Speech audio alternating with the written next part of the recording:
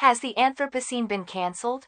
By Angus. Some 2.8 million years ago, the level of carbon dioxide in Earth's atmosphere dropped, triggering an ice age. Since then, long-term changes in Earth's orbit and tilt, called Milankovitch cycles, have produced global temperature swings every 100,000 years or so. In the glacial, cold phases, kilometers-thick ice sheets covered most of the planet. In shorter interglacial, warm periods, the ice retreated toward the poles. For the past 11,700 years, we have lived in an interglacial period that geologists call the Holocene epoch. Under normal circumstances, the glaciers and polar ice caps would now be slowly growing.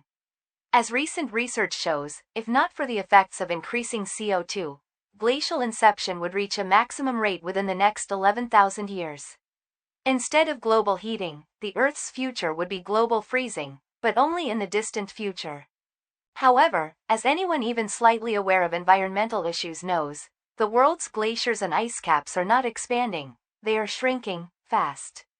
Between 1994 and 2017, Earth lost 28 trillion tons of ice, and the rate of decline has increased by 57% since the 1990s. Even if greenhouse gas emissions are rapidly reduced, conditions preventing the return of continental ice sheets will likely persist for at least 50,000 years. If emissions do not stop, the ice will not be back for at least 500,000 years. In short, as a direct result of greenhouse gas emissions caused by human activity, the ice age has been cancelled. This is concrete proof of one of the most radical conclusions of 21st century science. The Earth has now left its natural geological epoch, the present interglacial state called the Holocene. Human activities have become so pervasive and profound that they rival the great forces of nature and are pushing the Earth into planetary terra incognita. The scientists who first reached that conclusion named the new epoch the Anthropocene. An overwhelming volume of evidence shows that a new stage in Earth system history has begun, one characterized by major changes to many aspects of the natural world, heading toward conditions that humans may not survive. They have shown that many of the largest changes are irreversible on any human timescale. They have dated the beginning of this radical transformation to the mid-20th century. They have also shown that physical records of the change can be seen in geological strata. To any reasonable observer, the case is irrefutable. Yet, some prominent scientists deny that a qualitative change has taken place, and one of the world's largest scientific organizations has voted against formal recognition of the new epoch. The research and debates that led to this perverse result help to illuminate the challenges facing scientists and eco-socialists in our time.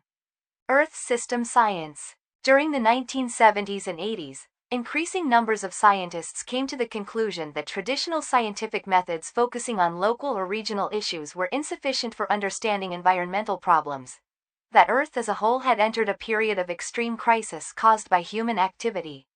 In 1972, for example, Barbara Ward and René Dubos wrote that the two worlds of man, the biosphere of his inheritance, the technosphere of his creation, are out of balance, indeed potentially in deep conflict. Earth faced a crisis more sudden, more global, more inescapable, and more bewildering than any ever encountered by the human species, and one which will take decisive shape within the lifespan of children who are already born. Several best-selling books by James Lovelock promoted what he called the Gaia hypothesis, that living matter actively regulates the planetary environment to ensure optimal conditions that sustain life. His views were rejected by most scientists, but their popularity encouraged study of the planet as a whole. Some scientists still use the word Gaia as a synonym for the Earth system. NASA formed an Earth System Sciences Committee in 1983, declaring that its goal was to obtain a scientific understanding of the entire Earth system on a global scale by describing how its component parts and their interactions have evolved, how they function, and how they may be expected to continue to evolve on all time scales. Millions of high-resolution images of Earth obtained by the Landsat satellites, first launched in 1972, contributed to that effort. In 1986, the International Council of Scientific Unions approved the formation of the International Geosphere-Biosphere Program, IGBP, to describe and understand the interactive physical, chemical and biological processes that regulate the total Earth system, the unique environment that it provides for life, the changes that are occurring in this system, and the manner in which they are influenced by human activities. The IGBP began operations in 1990, with a secretariat in Stockholm and a variety of international working groups that involved thousands of scientists. By any measure, it was the largest, most complex, and most ambitious program of international scientific cooperation ever to be organized. For the next 25 years, the most important work in Earth system science was performed under the IGBP's umbrella. One of the IGBP's founding statements began, "Mankind today is in an unprecedented position. In the span of a single human generation, the Earth's life-sustaining environment is expected to change more rapidly than it has over any comparable period of human history." That statement proved more insightful than anyone imagined in 1990. In 2000, at a meeting where the various working groups reported on a decade of in-depth research, Nobel Prize-winning atmospheric chemist Paul Sweezy concluded that the accumulated changes had broken through the limits of the present geological epoch. "We're not in the Holocene anymore," he declared. "We're in the Anthropocene." In 1986, the International Council of Scientific Unions approved the formation of the International Geosphere-Biosphere Program, IGBP. To describe and understand the interactive physical, chemical and biological processes that regulate the total Earth system, the unique environment that it provides for life, the changes that are occurring in this system, and the manner in which they are influenced by human activities. The IGBP began operations in 1990, with a secretariat in Stockholm and a variety of international working groups that involved thousands of scientists. By any measure, it was the largest, most complex, and most ambitious program of international scientific cooperation ever to be organized. For the next 25 years, the most important work in Earth system science was performed under the IGBP's umbrella. The importance of that insight cannot be overstated. Anthropocene was not just a new word, it was a new reality and a new way of thinking about the crisis of the Earth system. Several leading participants in the development of Earth system science wrote recently, Earth system science, facilitated by its various tools and approaches, has introduced new concepts and theories that have altered our understanding of the Earth system, particularly the disproportionate role of humanity as a driver of change. The most influential concept is that of the Anthropocene, introduced by P.J. Crutzen to describe the new geological epoch in which humans are the primary determinants of biospheric and climatic change.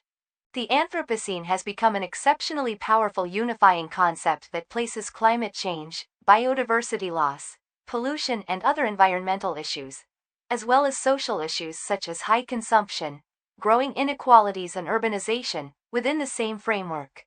Importantly, the Anthropocene is building the foundation for a deeper integration of the natural sciences, social sciences and humanities, and contributing to the development of sustainability science through research on the origins of the Anthropocene and its potential future trajectories. Crutzen initially suggested that the Anthropocene may have begun with the Industrial Revolution in the 1700s, but subsequent research focused attention on the middle of the 20th century.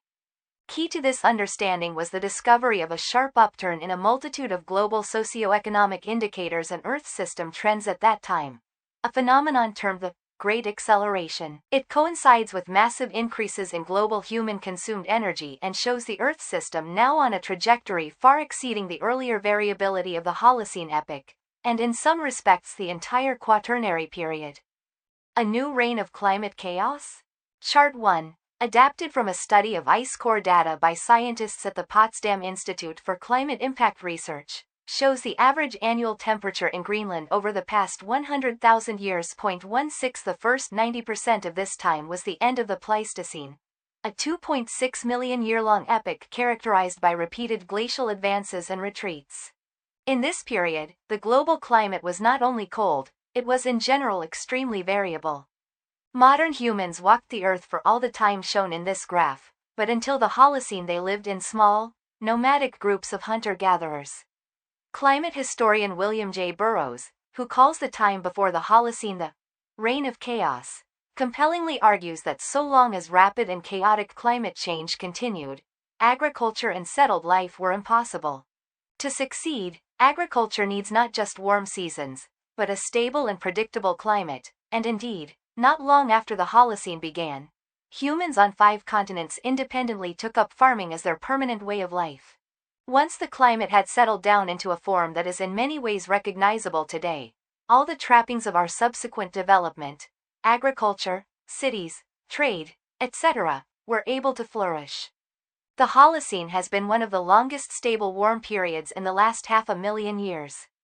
From 11,700 years ago to the 20th century, the average global temperature did not vary by more than 1 degree Celsius, up or down half a degree. That is not to say that Holocene weather was without extremes. The 1 degree average variation included droughts, famines, heat waves, cold snaps, and intense storms. But overall, it was marked by a not too hot, not too cold, Goldilocks climate. In 2009, 29 leading Earth system scientists defined 9 planetary boundaries that, if crossed, could destabilize the Earth system. Staying within the boundaries would maintain Holocene-like conditions, the only environment that we know for sure can support large and complex human societies. The most recent update, published in 2023, found that 6 of the 9 boundaries have been crossed. The Earth system has left the safe operating space for climate change, biosphere integrity, land system change, freshwater change, biogeochemical, nitrogen and phosphorus, flows, and novel entities, and it is close to the boundary for ocean acidification. These shifts portend a climate that is hotter, more variable, and less predictable than any settled human society has experienced, a new reign of chaos. Rarely has a new scientific concept won wide support as quickly as the Anthropocene. The decade following Crutzen's spontaneous declaration produced a large body of Earth system research exploring aspects of the concept. An inflection point occurred in 2012, when the IGBP and other Earth system science organizations held a conference on global change in London. More than 3,000 people attended in person and 3,000 more attended online. The meeting's final declaration was unequivocal. Research now demonstrates that the continued functioning of the Earth system as it has supported the well-being of human civilization in recent centuries is at risk. Without urgent action, we could face threats to water, food, biodiversity and other critical resources. These threats risk intensifying economic, ecological and social crises, creating the potential for a humanitarian emergency on a global scale. Humanity's impact on the Earth system has become comparable to planetary-scale geological processes such as ice ages. Consensus is growing that we have driven the planet into a new epoch, the Anthropocene, in which many Earth system processes and the living fabric of ecosystems are now dominated by human activities. That the Earth has experienced large-scale, abrupt changes in the past indicates that it could experience similar changes in the future. This recognition has led researchers to take the first step to identify planetary and regional thresholds and boundaries that, if crossed, could generate unacceptable environmental and social change. But geology, still, something was missing. Holocene is a geological term. It names the last 11,700 years, the most recent stage in the planet's geological history.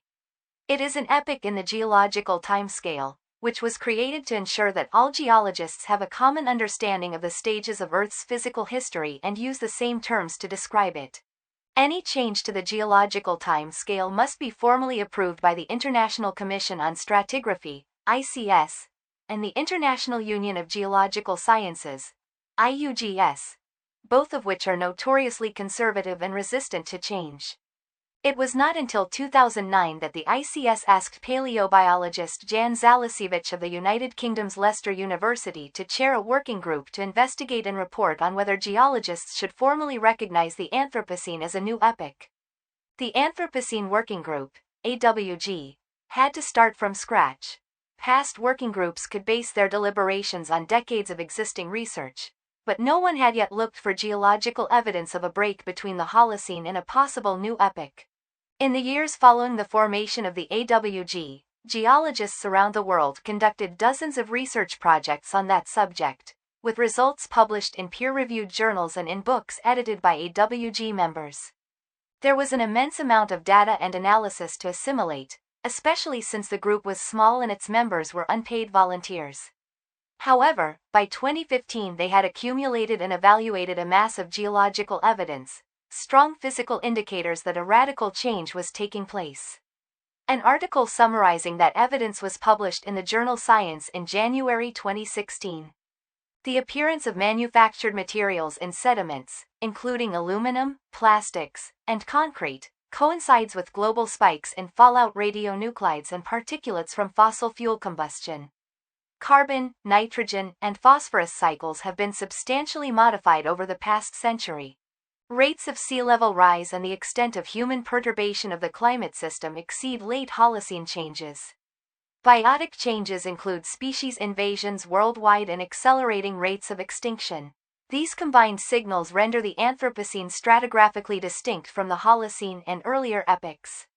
The stratigraphic signatures described above are either entirely novel with respect to those found in the Holocene and pre-existing epochs or quantitatively outside the range of variation of the proposed Holocene subdivisions.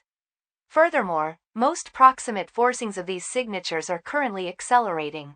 These distinctive attributes of the recent geological records support the formalization of the Anthropocene as a stratigraphic entity equivalent to other formally defined geological epochs. The boundary should therefore be placed following the procedures of the International Commission on Stratigraphy.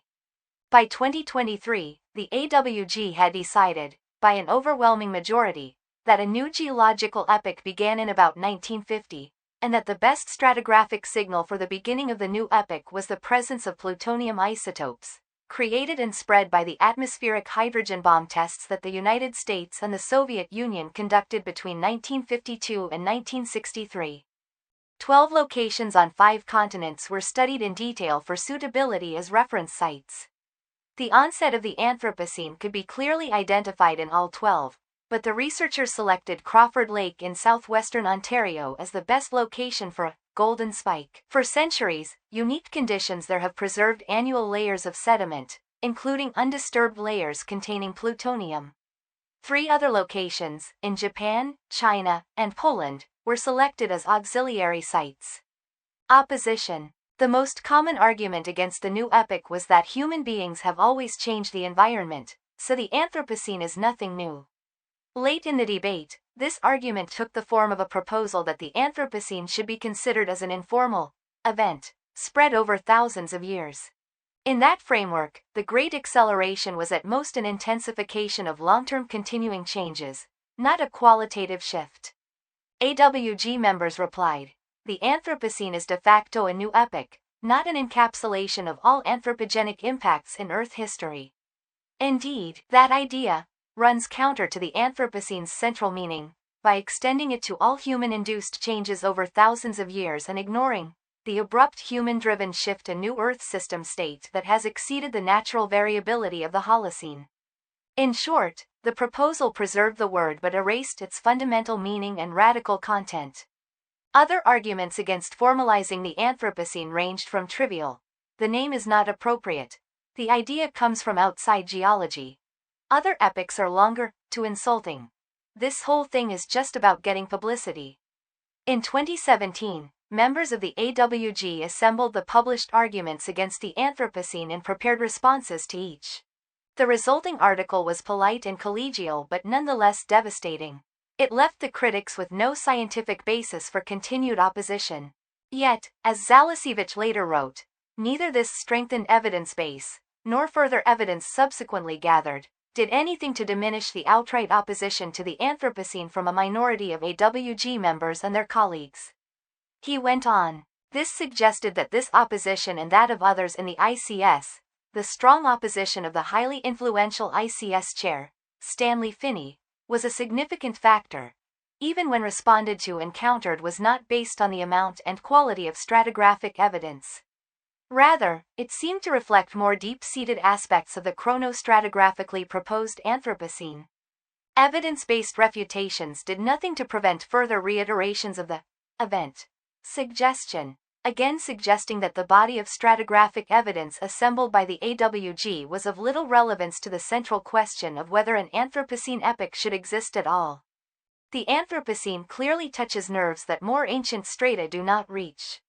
In November 2023, when the AWG submitted its formal proposal to recognize the new epoch, it also submitted a complaint to the Geoethics Commission, charging that the executives of the ICS and the IUGS had deliberately hindered and undermined their work.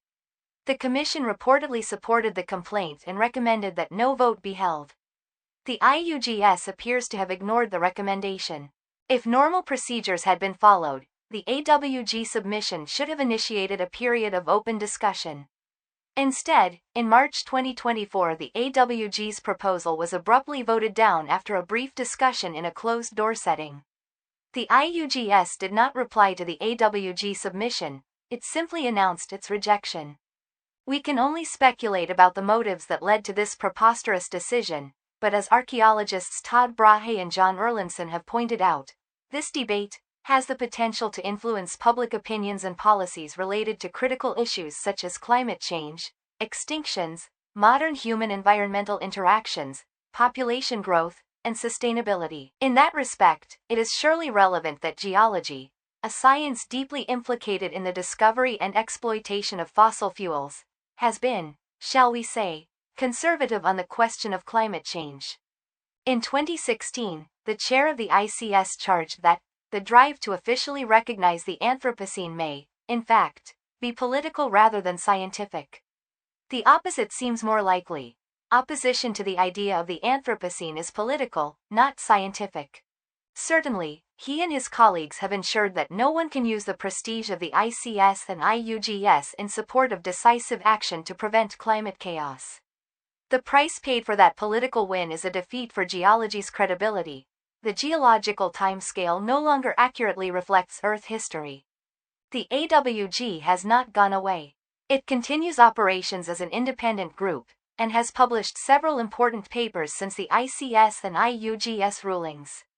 Like Charles Darwin in another time, they are challenging a scientific establishment that is bent on protecting an unscientific worldview, a difficult but essential contribution to the advancement of science. 8 years before the top bureaucrats in organized geology made their decision, I closed a summary of Anthropocene debates with these words. It is still possible that the usually conservative International Commission on Stratigraphy will either reject, or decide to defer, any decision on adding the Anthropocene to the geological timescale, but as the AWG majority writes, the Anthropocene already has a robust geological basis, is in widespread use, and indeed is becoming a central, integrating concept in the consideration of global change. In other words, failure to win a formal vote will not make the Anthropocene go away. Since I wrote that, the volume and persuasiveness of the evidence has only grown. The highest temperatures in human history, species extinctions on an unprecedented scale, a global glut of plastics and synthetic chemicals that nature cannot absorb, multiple pandemics of previously unknown diseases, and many more crises confirm that massive disruption of Earth's life support systems is underway. In a new and deadlier stage of planetary history, the Anthropocene may not be official, but it is real.